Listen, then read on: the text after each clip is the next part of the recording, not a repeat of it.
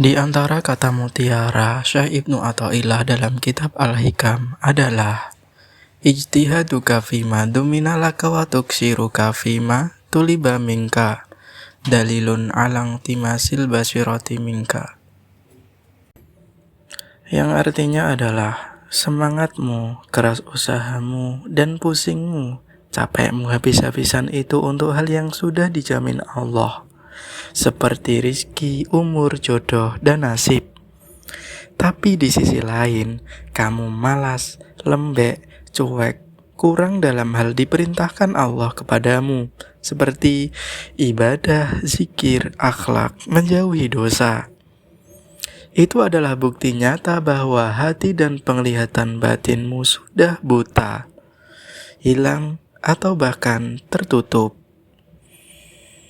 Intinya apa?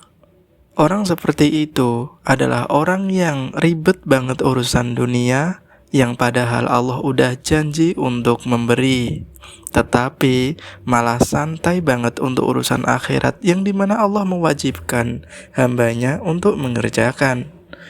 Itu tandanya mata hatinya sudah buta. Maka orang seperti itu sudah tidak bisa membedakan mana yang penting dan mana yang sebenarnya mudah. Itu persis seperti penyakit manusia. Makanya Syekh Ibnu Athaillah bilang, tanda butanya hati. Orang yang mata hatinya terang, dia kebalik, yakni santai urusan dunia dan keras semangat untuk urusan Allah Subhanahu wa Ta'ala. Sekarang, mari kita buatkan contoh sehari-hari yang nyata, dan semoga kita dengan ini lebih sadar. Contoh yang pertama adalah urusan rezeki dan kerjaan. Misalnya, keadaan seseorang ketika tanda hati itu sudah buta, maka untuk urusan dunia yang dimana sudah dijamin oleh Allah Ta'ala, maka orang seperti itu malah sangat giat, sangat pusing, sangat keras, bahkan gak bisa tidur, sampai tidak doyan makan. Intinya adalah stres parah. Seperti, waduh, besok gajian turun gimana? Gimana ya caranya dapat uang yang banyak? Harus cari sampingan nih, harus rebut posisi orang, harus curang sedikit biar untung, harus cari koneksi sana sini, pusing, takut, miskin. Orang seperti itu menghabiskan 90 energi, pikiran, waktu, darah, keringat buat mikirin rezeki. Padahal Allah Subhanahu wa Ta'ala sudah berjanji, di langit ada rezekimu, kamu tinggal ambil dengan cara yang halal, aku yang menurunkan. Tak ada satu makhluk pun bisa menahan atau menambahnya. Quran Surah Adz-Dzariyat ayat 22. Rezeki itu sudah tertulis, sudah dijamin, 100% pasti datang.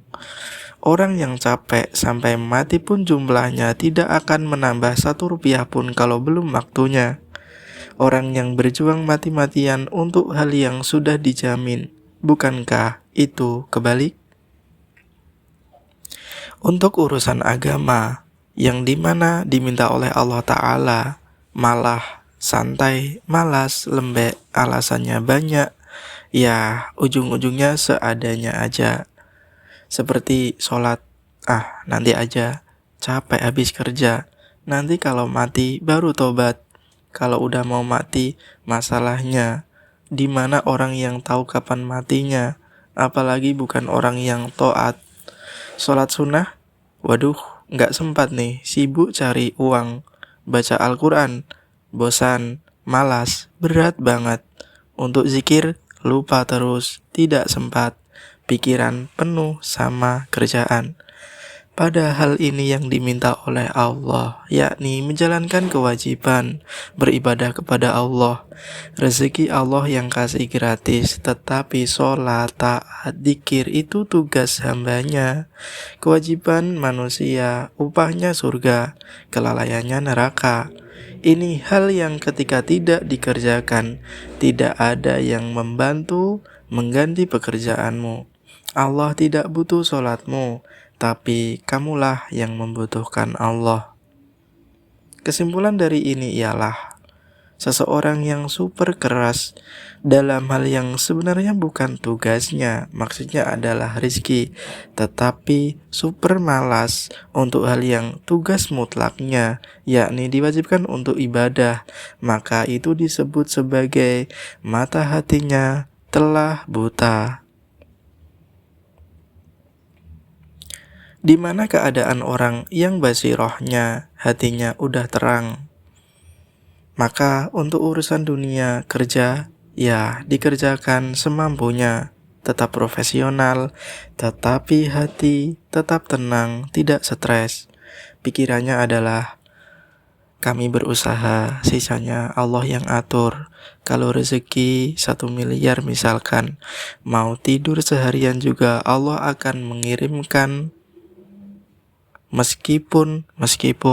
Sedangkan kalau rezekinya 100.000, mau curang, mau rampok, atau apapun, maka tidak akan dapat lebih.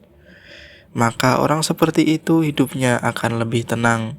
Karena ketika tahu bahwa itu urusan Allah, dia sangat disiplin, ketat, dan tidak main-main. Maksudnya adalah urusan Allah, yakni manusia diwajibkan oleh Allah untuk beribadah kepadanya. Seperti sholat 5 waktu, tidak ada tawaran.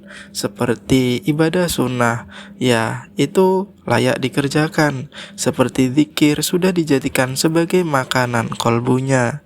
Menjauhi dosa, ya lebih takut dosa daripada ular yang berbisa.